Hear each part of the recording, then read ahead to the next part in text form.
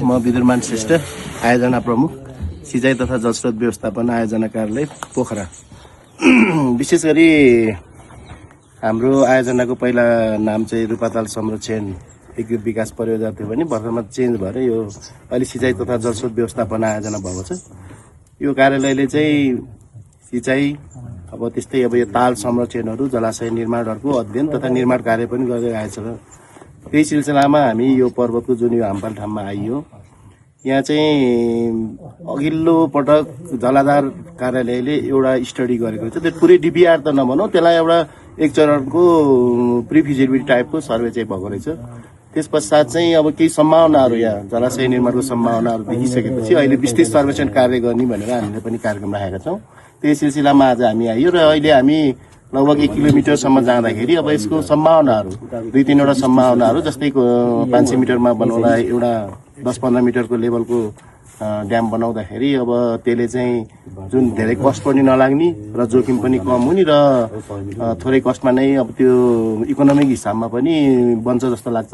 त्यस्तै हामी अर्को 1 किलोमिटरमा जाँदाखेरि 50-60 मिटरको डिफ्रेन्स देखियो भने त्यो चाहिँ अलि महँगो पनि हुनसक्छ। अब त्यसैको सिलसिलामा अहिले चाहिँ हामी अब छिटै नै यो 2-4 दिनभित्र नै यसको विस्तृत अध्ययनको लागि टेन्डर निकाल्दैछौँ र परामर्शदाता नियुक्ति भइसकेपछि यसको जोलोजिकल स्टडीहरू, जस्तै अब ड्याम बनाउनलाई उचित छ कि छैन, यहाँको जोलोजी कस्तो छ, यसले पानी कति सोच्छ, वेपर ट्रान्सपिरेसन कति हुन्छ भन्ने जस्ता जोलोजिकल स्टडीहरू गर्न बाँकी नै छ।